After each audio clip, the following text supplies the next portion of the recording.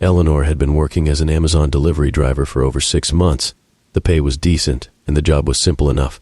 Pick up packages, deliver them, and repeat. Tonight was her last shift before moving on to a new job. She looked forward to the end of her route, her mind filled with thoughts of a new beginning. But little did she know that this night would be anything but ordinary. The evening started like any other. Eleanor picked up her van at the warehouse, loaded it with packages, and set out into the night. The first few deliveries went smoothly, with most people either not answering their doors or taking their packages with polite nods. The moon hung high in the sky, casting an eerie glow over the quiet suburban streets. Around 11 p.m., Eleanor approached her next stop, an old Victorian house on the outskirts of town. The house stood isolated, surrounded by dense woods. Its windows were dark, and the place seemed to be abandoned, yet the address matched one of her packages. As she walked up the creaking steps to the front porch, she felt a chill run down her spine. The air was thick with the scent of decay, and the silence was oppressive. She knocked on the door, and it swung open with a loud creak. Inside, the house was pitch black. "Hello? I have a delivery for you," she called out, her voice trembling slightly. No response. Eleanor left the package on the doorstep, feeling uneasy.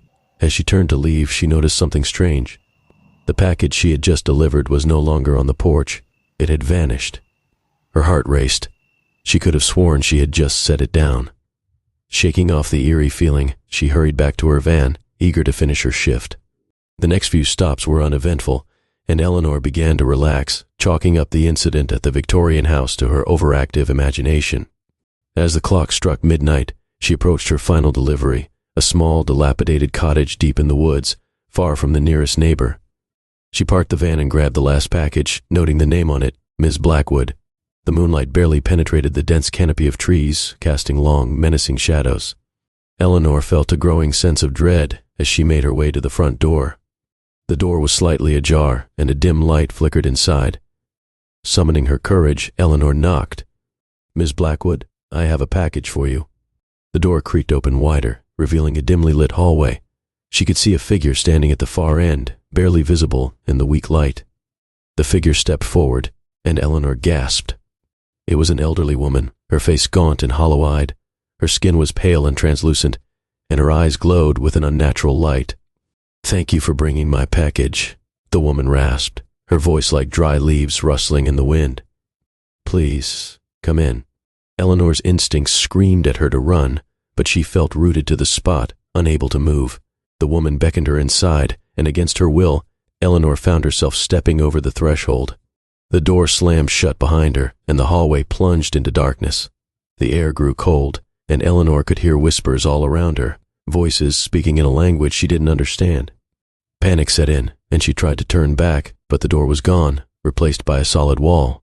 The old woman was nowhere to be seen, but the whispers grew louder, closer.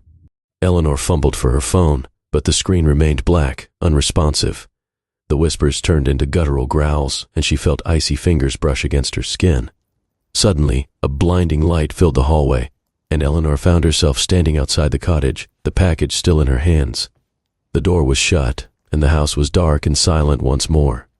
Breathing heavily, she stumbled back to her van and drove off, her hands shaking on the steering wheel. She didn't stop until she reached the warehouse, where she left the van and ran to her car, desperate to get away. As she drove home, Eleanor glanced at the passenger seat where the package lay. The name on it had changed. It now bore her own name and address.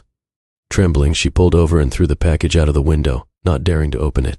She sped away, vowing never to speak of that night again. But the nightmares persisted. Every night, she would dream of the old woman and the whispers in the dark. And every morning, she would find a package on her doorstep, with her name written in an elegant, spidery script. Eleanor knew that she had brought something back with her from that last shift, something that would never let her go.